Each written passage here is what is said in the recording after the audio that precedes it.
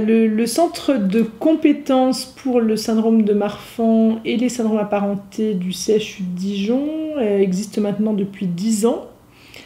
suite à la reconnaissance dans le cadre du plan maladie rare 1. Ce centre est coordonné par nos soins au niveau du service de génétique et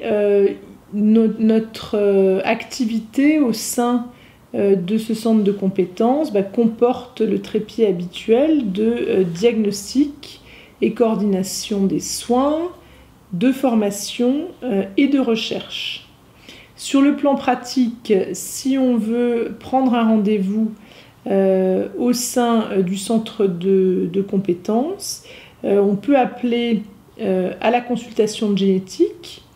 Le délai usuel pour une première consultation est d'environ 3 mois et il n'y a pas de jour particulier pour ces consultations qui sont réalisées dans le flux de nos différentes consultations de génétique générale. On a déjà une première activité, notre activité principale va être une activité de diagnostic avec des personnes qui vont venir adressés par leur médecin parce qu'ils ont des signes de syndrome de Marfan, qu'ils soient squelettiques, ophtalmologiques, cardiaques ou plusieurs d'entre eux.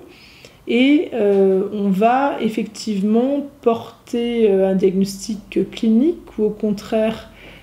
parfois le récuser, céder de tests génétiques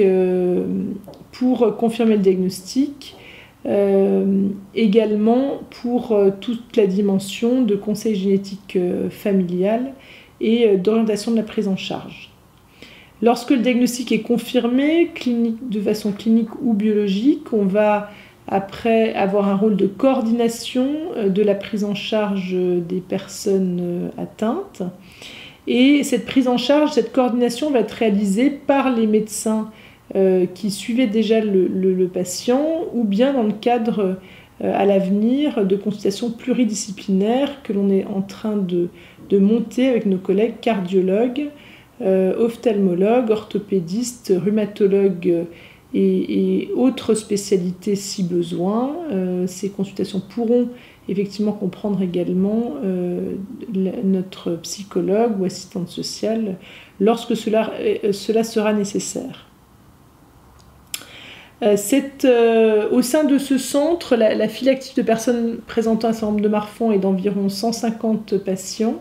mais avec un nombre de consultations annuelles qui est également d'environ 150 à cause de cette grosse activité diagnostique de personnes qui n'auront potentiellement pas de syndrome de Marfan.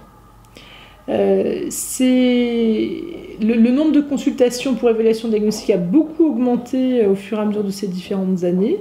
ce qui a montré justement l'intérêt de la formation qui a pu avoir lieu auprès des médecins spécialistes et des médecins généralistes pour mieux cibler le diagnostic précoce, ce qui est indispensable dans cette pathologie à cause des risques vasculaires que l'on connaît bien. Les activités de formation